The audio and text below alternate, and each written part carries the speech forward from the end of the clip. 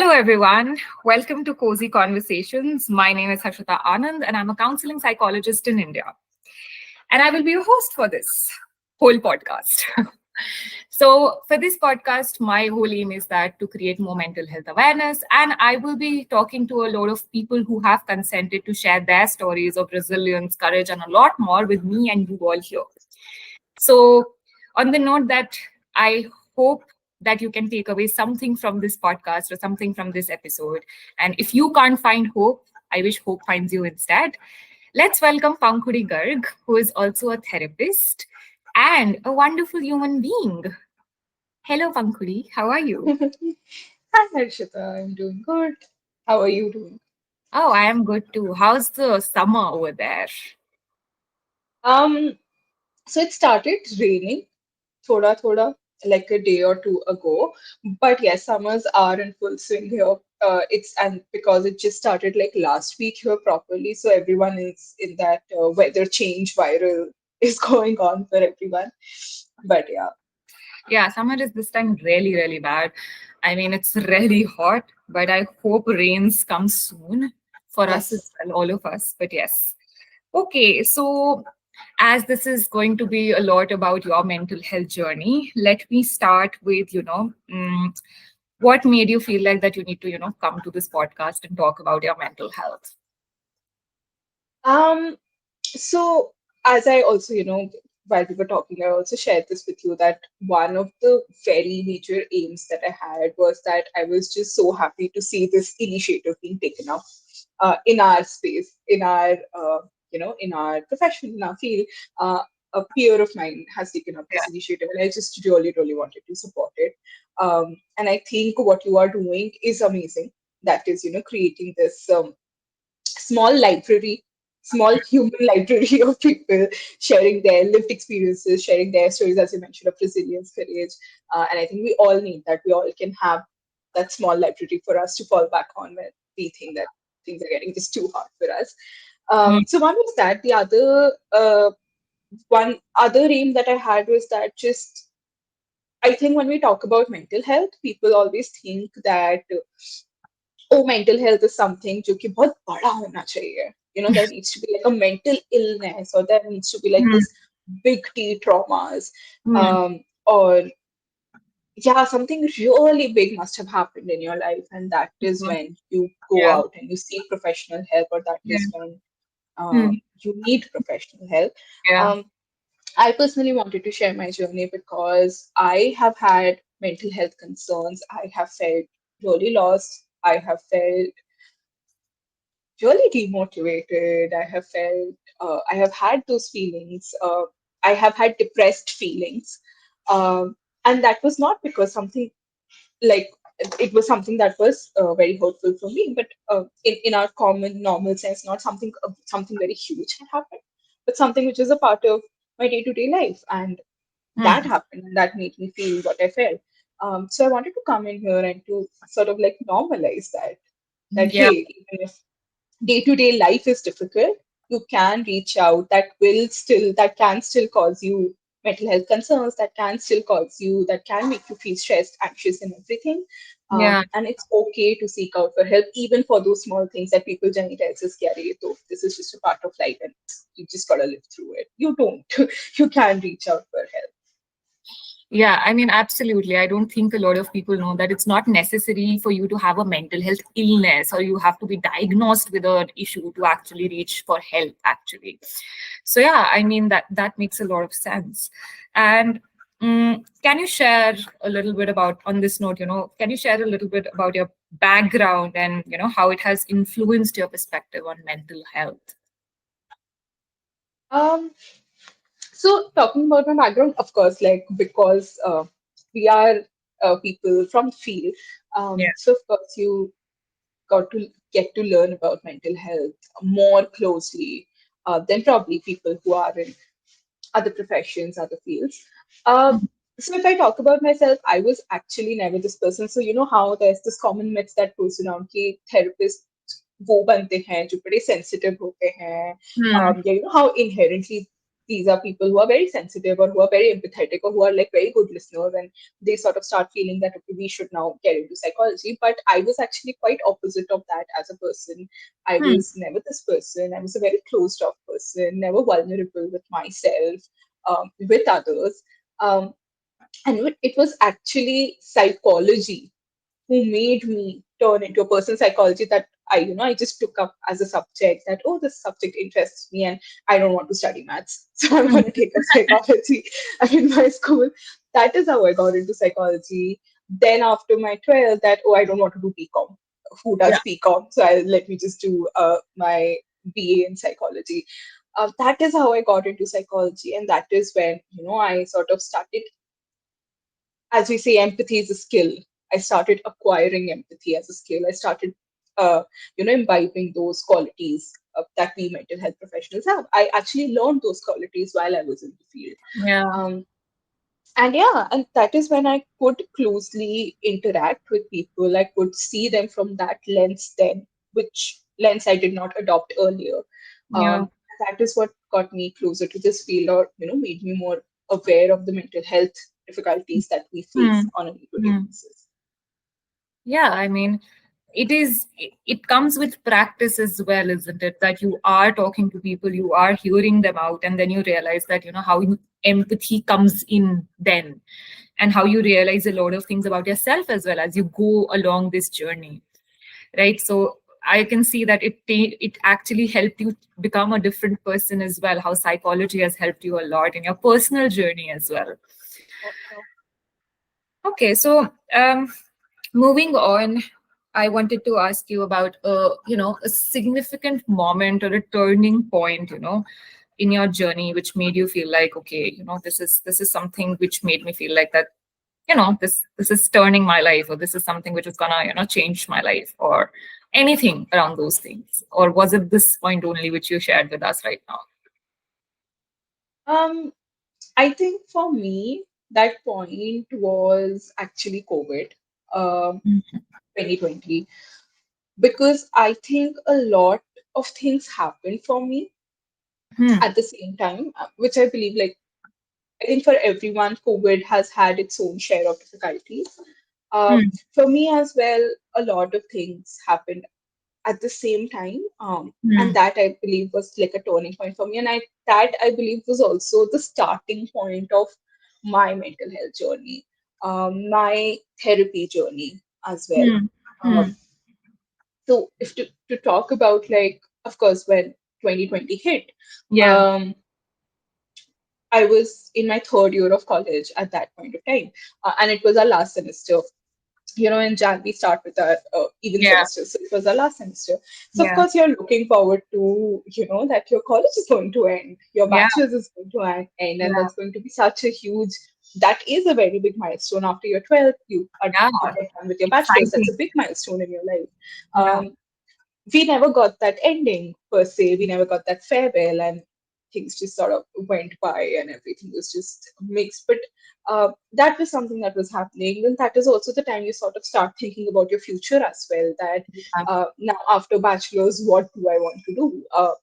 Which college do I want to apply to, and things like that. That Hmm. was something happening, and then something very major that was happening for me was actually a friendship breakup that I went through, That friendship of I think around 8 7 8 years, uh, and that friendship breakup happened just before, I think, March, in like January February.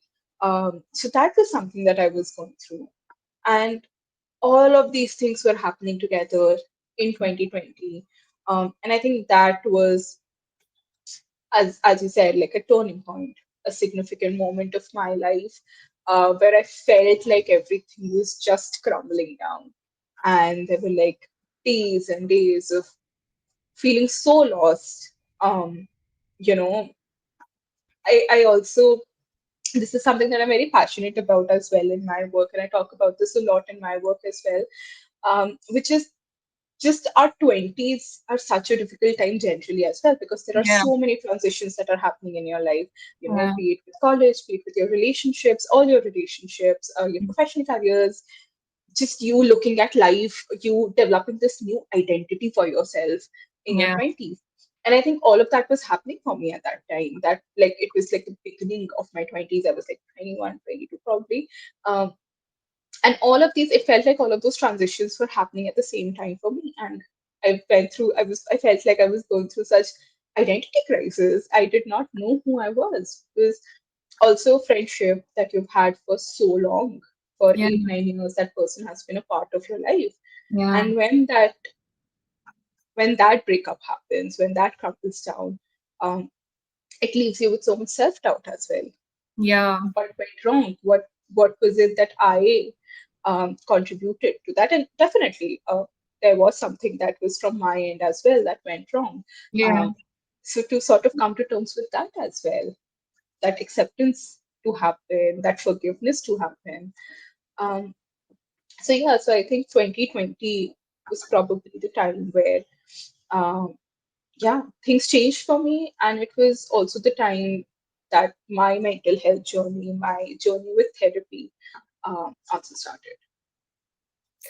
That's definitely a lot. I mean, I think so. A lot of people did go through a lot of things in COVID, but yeah, I mean, I think so. We talk a lot about romantic relationships breaking, but we forget that how friendship breakups are also so hurtful.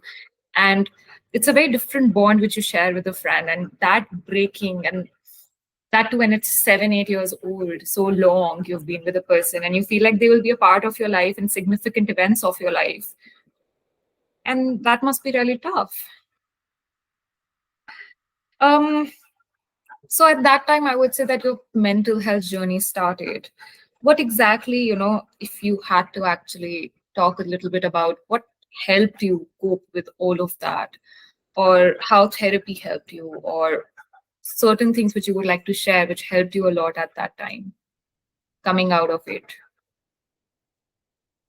Um, so I'll first talk about therapy, because I also believe that, as I said, that I think बहुत बार आप जैसे आपका friendship breakup होता है, so normal feelings that you would have is there's definitely a very huge uh, vacuum that has been created in your life.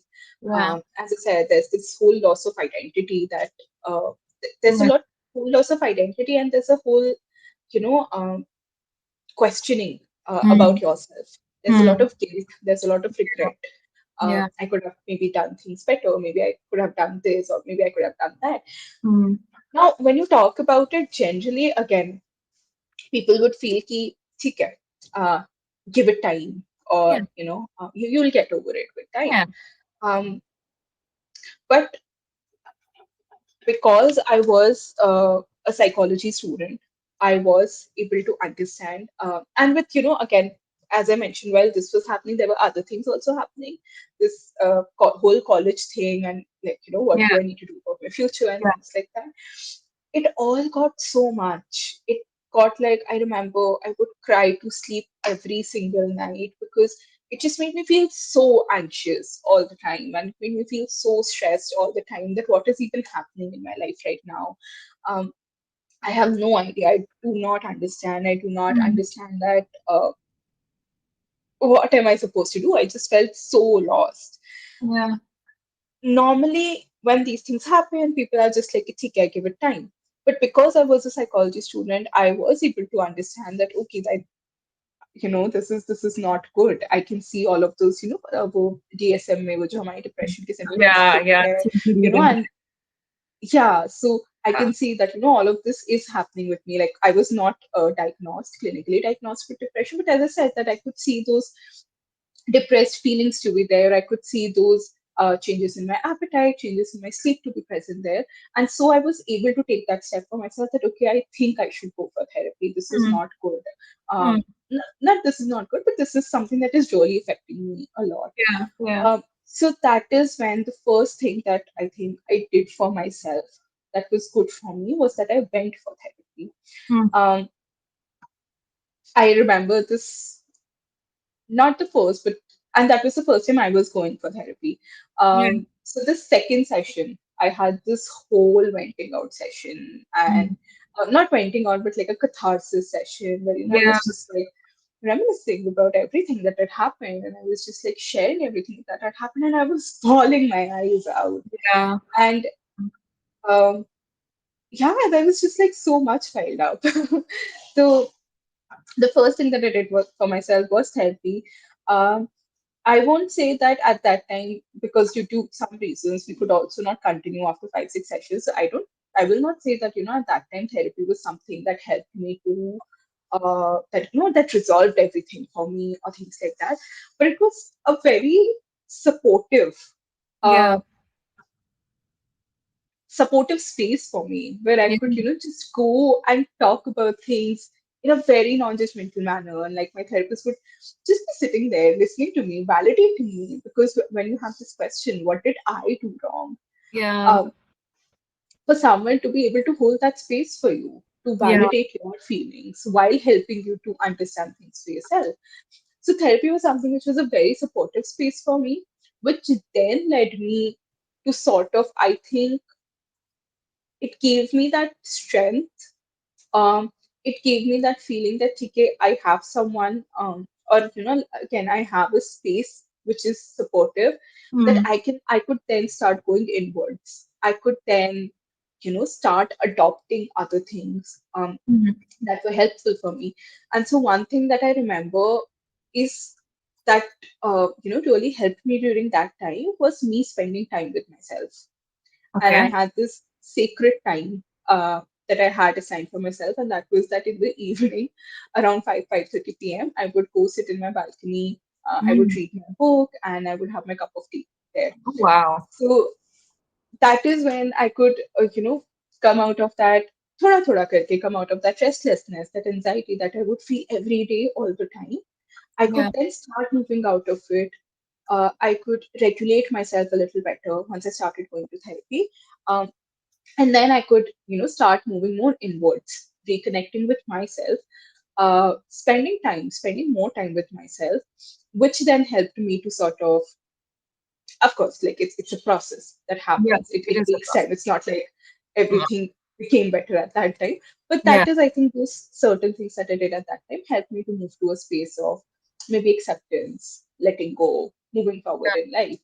Yeah. Another thing that I would definitely say, and I think I always mention this, that I am blessed with the kind of support system that I've had in my life. Mm. Even with the friend that I had, they were a really, really good friend. They were a really good, genuine person. And I think I've just been blessed with good people around me, Yeah. people who really mean well for me, people who are genuinely good people. Yeah. And so the kind of support system that I had at that time, be it my friends, be it my family members, be it my brother, um, I knew that I can always fall back on these people, and I knew that even if I'm just feeling really down, even if I'm just sitting and crying, uh, it's not necessary that I need to sit with them and like explain them the whole thing that has happened. But I know that I can always fall back on these people, and I have these people, and they mean well. And even if they're trying to guide me towards something, they mean well. So yeah, so I think a strong support system, therapy, some activities that I had then for myself, which helped me to reconnect with myself, Yeah. was something that was then really helpful for me at that time. Yeah, that makes a lot of sense as well, because I think so a lot of times we don't know really how to spend time with ourselves. It is very difficult as well, but I think so once we learn how to, it can be really, really, you know, um, it can be really helpful. And I'm glad that one cup of tea and sitting on the balcony and being by yourself and reading a book really, really, what we call as me time, that you got your me time and you were able to spend time with yourself. Also, I understand that there's construction going on around you and there's work going on, so that's okay. You can unmute yourself. Yeah, That's I okay. don't know. The noises started coming in, but that's okay. I don't think so that bad. It's Yeah, very yeah, yeah. so yeah.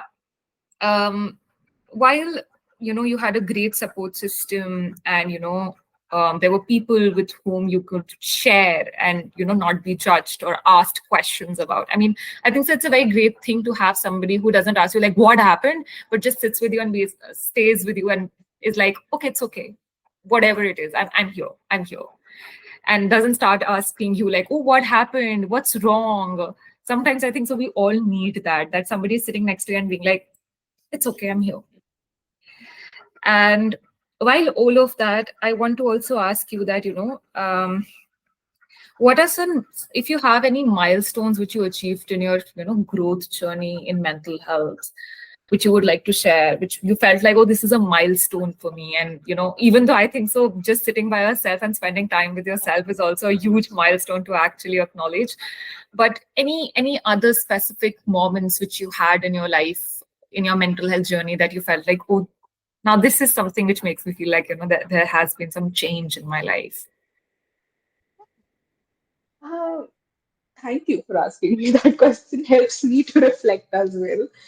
Um, I think the number one thing that happened for me was there was a shift of locus of control for me. Okay. And I think that was a huge milestone for me. And because this was something that I even, like, my therapist actually helped me to reflect on Hmm. that, yeah, I was just someone who would always have this external locus of control in my life, that how the other people in my life sort of, uh, whatever they are deciding or whatever they are doing, Hmm. is what would become the reality for me. Yeah. Um, and that is how I was operating in my life. And internally, I think I did not trust myself enough, and I did not. Again, as I said, and I think that is why that reconnecting with myself was such a big thing for me, because I didn't Hmm. trust myself enough, or I didn't know myself well enough Hmm. to be able to sort of know that, okay, yeah, whatever things I'm doing, I'm trying to do that to the best of my knowledge right now.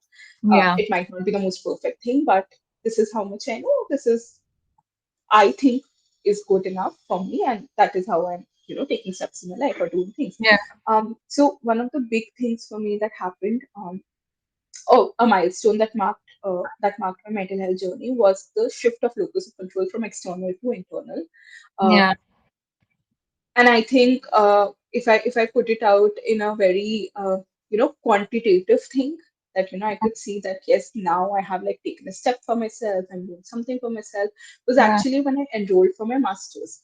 Yeah. So I come from a family, very typical protective family, that okay, girls should be at, we do not want girls to move out of town for Mm. studies or anything, because it's not safe out there and everything. Mm. And I come from a two-tier city. So bachelor's was all right, but I was like, masters mein nahi kar sakti hu yahan se. I want that quality education. Then eventually, while all of, as I said, that is why this whole career thing was a big mess, a big space of anxiety for me as well. Yeah. I could take that step for myself that, hey, I will have to move out for my master's. Um, and that could happen because I could shift that locus of control Mm. inwards instead of Yeah. being like, "Nay, I can't do that because I know my family won't allow it. My family won't be comfortable with that." So that was a big milestone for me. Um, I think other than that, for me, I think my biggest milestone has been me becoming best friends with myself. Me being able to broaden my horizons of self awareness. Mm. Me, yeah, I think I think I just developed a very good relationship with myself uh, when all of this happened, because yeah, I don't know how to express that in words, but yeah. No, I Um, understand. hmm. So this is something that that is coming to my mind right now. Were my milestones in my mental health journey. Hmm. I mean, I would say that it's one of the biggest milestones which you said was like being best friends with yourself, and the part about you deciding that no, I'm gonna step out of my house and actually go for masters at a place where I want to go. First of all, in our society, to actually step out of your house when your parents are like, nahi beta, no, you can't go outside really.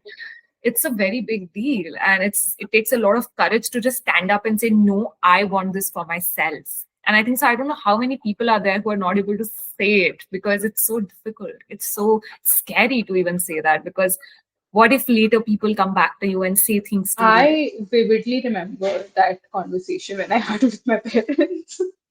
Yeah, Like, that one day where you decide, no, today I'm going to sit down and I will talk to them that, hey, I'm going to apply for a college outside yeah, uh, of the city. I remember how nervous I was. And like, I can vividly remember that conversation that I had with them because it was such a big step I felt that I'm taking for myself. And like, it was very, uh, something that was very clear in my mind that people might not like it, but this is yeah. something you are doing for yourself, and this is something that you need to be doing for yourself. Uh, so yeah. So sorry I interrupted. I was just No, adding to. that's okay. I mean, this is a conversation. Please feel free to interrupt me. And it's also your story, first of all. I mean, it is a huge step, and I think so. A lot of people need a lot of courage, and I hope a lot of people do get that. I think so. The support system also helps, and having that, I think so. Therapy helps that way. That okay, somebody is there to push you. That's okay. Just say it once. Just it's okay to say it. And yeah, I'm glad you got that. A lot of people don't get it. And I wish that some people could actually just go forward and be like, okay, I need help. Maybe somebody would help me and I can say this for myself. And of course, the part about being best friends with yourself, I do understand that having a good relationship with yourself helps a lot. But at the same time, it's really difficult as well. So I don't know how long it took you and how difficult it must have been for you to actually get there and be like, yeah, I love myself, or I'm best friends with myself and I like spending time with myself. It takes a lot. So what are certain coping strategies or certain self-care practices, the self-care which is now a buzzword, I believe, the self-care practices which you do for yourself and which really help you and which might you want to share with people as well? um so for me, self-care is a balance of me time plus Mhm. socializing, Okay. because of course you would relate that we are therapists in private practice. It's not even in an organization, but in Yeah, private practice it's a very isolated profession. yeah, it um, is. you are always sitting with so many emotions of people, so you need to let your hair down. Like that becomes a need after like after a full week of taking sessions. So for me it's a balance of me time plus socializing. So in me time, I am a very big advocate of physical exercise, like not just going and like not hitting the gym per se, but anything. Like, so for me it's maybe walking, it's just going, and while walking just listening to songs and walking on my Yeah, terrace is something that I yeah. like to do a lot. Then reading, definitely reading fiction is something that Wow. I really really like to do. And something that I've started doing recently and that I love is going on some solo dates with myself. So I Wow. would like, just go to a cafe, and I will take something. And it doesn't particularly need to be कि मैं वहाँ पे जो read कर रही हूँ, it's some fiction book or something. I even take, like, even for my work, if I have to read something, let's say an Yeah. article or any book that I have to read, so I'll just go to a cafe, I'll take my tablet, I'll have a coffee, and I'll just sit and read, which I'll probably do today evening as well because I have many things. So that is something that I've started doing recently, and I love doing that now. So, like, once a week, I try to do that for myself. That I just spend time with myself as well. Other than that, as I said, socializing is something which is very important for me.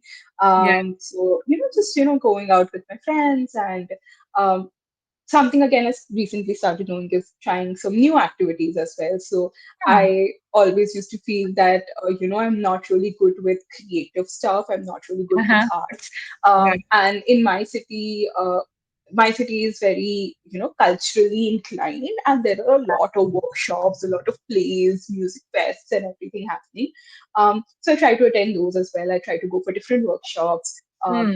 trying to explore myself as well. So these are just some things that I try to do, which make me feel good, which again make me feel connected with myself, which make me Hmm. feel like I'm also trying something new. Um, and yeah, that I think helps me just in my day-to-day life to exist. Wow. I mean, I'm very impressed. First of all, like obviously walking with songs, but solo dates. Wow. That's something I think so a lot of people should try. Solo dates, just going in Solo a dates are game changers. restaurant. Wow. I mean, I think so. I have been on a few solo dates by myself, but I have been to Dehradun and I loved the cafes over there. So I used to just go and sit and have breakfast by myself and side by Yeah, side I used to, pick up something to read as well sometimes. Although I'm not a very avid reader, I would say. But I liked reading and sitting and, eating something nice because I'm a huge foodie. So yeah, I do understand solo dates can be a great idea. I think so. A lot of people should try solo dates if it is possible for them to try. It's also a very definitely. daunting idea to just sit by yourself and be like, oh, yeah, it's Yeah, myself.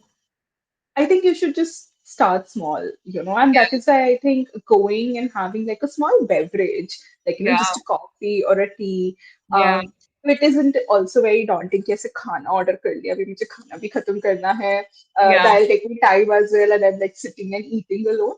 Um, it can just be like, just starting with just like maybe 15-20 minutes as well if you want to do that. yeah, And starting with a beverage is something I think it's a great idea to start yeah. with like that. Yeah. Yeah. That's actually good. Having a balance of both me time and socialization. I think so we forget that in our day-to-day lives. Either we are towards this side or we are towards this side. And we forget Yeah. that there's supposed to be some balance, some sort of like Yeah. semblance of balance that okay, me time and with time with people is also important. Okay, I mean, I and new activities. I think so. Art is a great outlet for a lot of people to For actually sure. express themselves. Even though you're bad at it or good at it, doesn't matter. It's just fun Exactly, to do it. exactly. And I think, yeah, I think anything just moving, basically doing anything outside of your body while Yeah, using your body is just like a great way of self-expression. yeah, And like, even if just like life hasn't been, as we were talking, lifing, yeah, even if life hasn't been lifing, just, I think this art, dance, music, it just it's just a great way of self-expression. It's a great way of catharsis. It just helps you ground yourself. yeah, Um, yeah, so I think like everyone should be trying kuch kuch to kabhi kabhi. yeah. Great. Experimenting with Yes. yourself and things around you. Great. I love that idea, definitely. And on this note, I would also like to ask you, is there any specific piece of knowledge, a skill, or a value that has helped you get through really difficult times? Or have we covered all of it? So I was thinking about this question, and I don't know, but nothing as such came to my mind that there has been this one particular knowledge or value or skill. Uh, but something that I believe is something that I follow very dearly in my life, which has been very helpful for me, and which I believe is generally something which is very helpful for people, is just having a good quality support system. And even if that support system comprises of one person, Yeah, I think that is if there was this like this Harvard study, this longitudinal Harvard study that was done, which was like an 85-year longitudinal study, yeah, uh, and they concluded that people who lived a healthier, happier life and people who lived longer were the ones who had quality interpersonal relationships with people. yeah, And I don't know if it was reading that study that really stuck with me, or it's just the experience that I've had in my life that during my bad times, I think one of the most prominent thing that helped me to move out of that space has always been my quality support system. yeah, Um, and that is something that I hold very dearly in my life. That is something that I prioritize in my life as well. people Yeah. that I genuinely care about. I prioritize those relationships. And I think that is something, if I would want to give a message to people, I would say that invest in those relationships. It's not quantity, it is never the quantity that matters. It is always the quality of people that you have around you, people who are genuine, people who are well meaning people. Um, Yeah. they genuinely want good for you, and vice versa, of course, that you also want good for them. So yeah, that is just something that has been a constant in my life, and I'm really grateful for that. I'm genuinely very grateful for that. That is something that I would want to say, and that is something that I think I practice also as a Yeah. person in my profession in every way. Yeah, I mean, it does. I think so.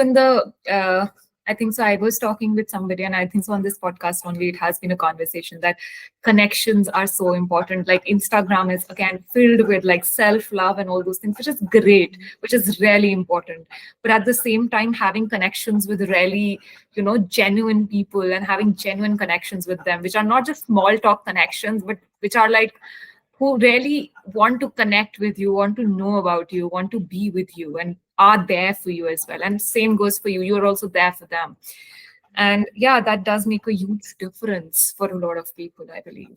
But I think so in this era, we have stopped investing in relationships that much, I guess, because we are so much into that digital life that we forget that real human beings are present with whom we can really interact. Yeah, I think it also, like, even when it comes to romantic relationships, Yeah. the way like it's I'm not saying that it's any one person who's doing that. It's just like how our dating culture is changing right now.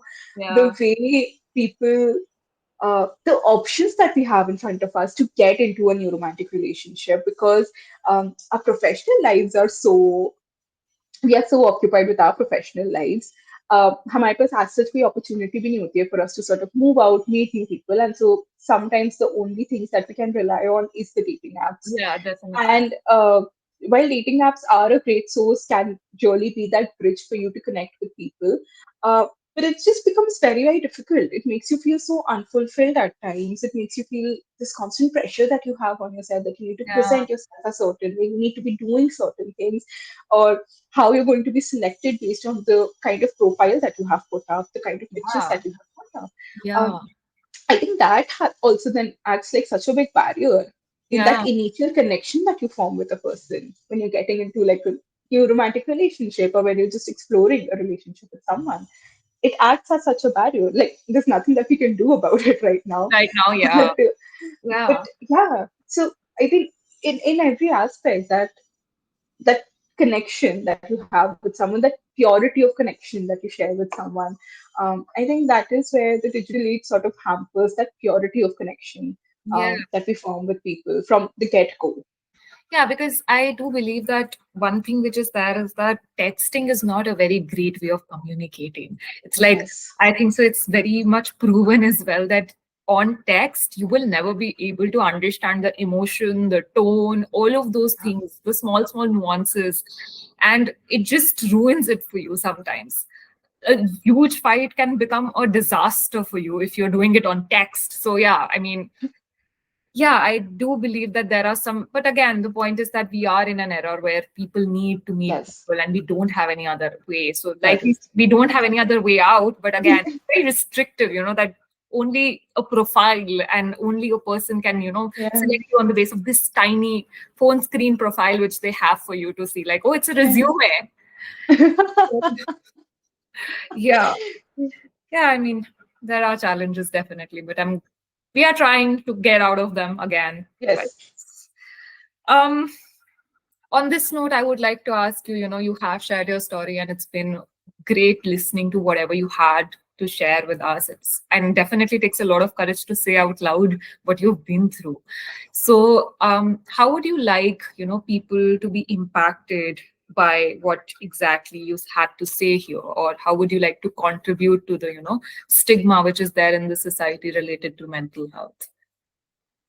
um, I think, Harshada, as I said, that one of the biggest motives for me to do this was that I wanted people to sort of know that um, there doesn't have to be something very, very big for Yeah. you to seek out for help. Yeah. Um, and I just hope that through this podcast, through this discussion, they're able to acknowledge their feelings. They're Yeah. able to validate their feelings, even if there is nothing as small or big. But even if on a societal level you think you're going through a Hmm. just a small inconvenience, but if that small inconvenience is causing all of these overwhelming feelings for you, if that is becoming something that you're not able to deal with alone, then that is what needs to make sense to you. That okay, this is disturbing me. Then I am going to take a step for it. It doesn't need to make sense to all those 10 people around you. Yeah, definitely. If it's a problem for you, if it's not a problem, but if it's concerning you, then it is concerning you. There is no ifs and buts about it. Yeah. It is concerning you. These are very real feelings, these are very valid feelings, and you should be seeking out for help if possible. I know there are a lot of restraints when it comes to that as well, but if possible, in whatever capacity, you should be seeking out for help, you should be reaching out for help. Um, and normalizing things, just like normalizing your feelings first before going out normalizing the stigma and everything. First, normalizing your feelings to yourself, that okay, it's okay if I am feeling these things because of this thing that has happened. Yeah. um, so I really hope that people are just encouraged to just take a step for their well-being, Yeah. um, respecting their well-being, putting their well-being first. um, and yeah, so I just hope that people are able to do this after watching this discussion, after watching this podcast. I'm glad. I mean, I hope people do, some people at least are able to just seek help or do as much, or what, in whatever capacity they can ask for help, because I hope people don't wait for a volcanic eruption before they actually think that they need help. Okay, and on this note, I would like to really thank you, and I appreciate you coming here and sharing your story with us. It takes a lot of courage. It takes a lot and lot more strength to just be vulnerable in front of so many people, right? And I hope you could actually get something out of this conversation, or you felt anyway a little, I hope your hopes were fulfilled, or something you got out of this conversation. And I really hope somebody who is listening to us also got something or had something to take away from this conversation. And on this note, I would like to say that if our listeners would like to see more episodes and hear more stories, please follow and share this podcast. And if you would like to actually share your story with us, you can write to me at thecozymindbyharshita@gmail.com. And yeah, thank you everyone, and stay hopeful. Bye bye. Thank you.